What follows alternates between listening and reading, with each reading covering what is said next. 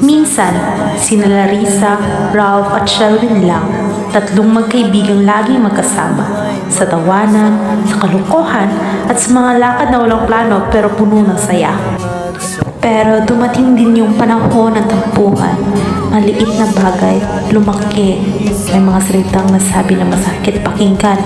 Akala nila doon matatapos ang samahan.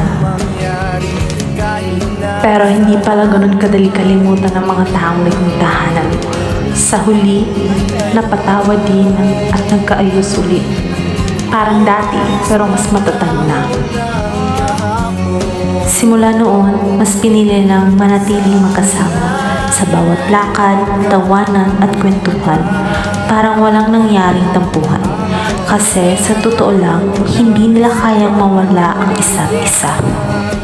Minsan, napapaisip sila, gaano katagal simula nung una silang magkasama. Pero sa bawat alaala, iisa lang ang totoo.